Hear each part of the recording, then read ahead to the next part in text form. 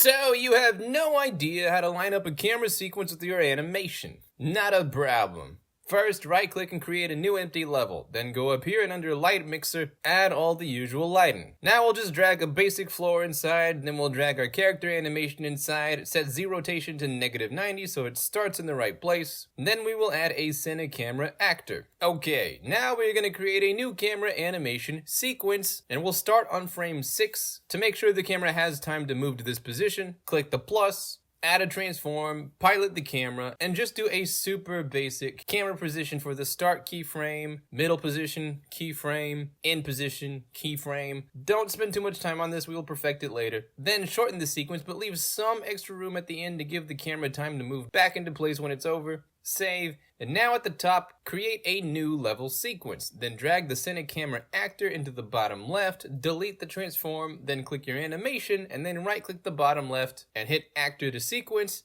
Delete the transform, delete the control rig, and under animation, add the animation you want to see. And now we will see, as we scrub the timeline, we also scrub the animation. Nice. The last thing we gotta do is, under Cine Camera Actor, add the template sequence. Then pick the camera sequence we just made. Alright, now we have our keyframed camera, animation, and level sequence all aligned. Now in order to make sure that the camera is perfectly where we want it, while we are piloting the camera, we can double click here and adjust, change, or delete the keyframes however we want, to make sure it follows exactly what we want to see in our animation. When you're done, if you save, it will automatically update in the level sequencer, and you're done. If you join me next video, I'll show you how to trigger this whole thing in a blueprint so it activates real time in your game. But in the meanwhile, hope that helps, and as always, hope you have a fantastic day, and I'll see you around.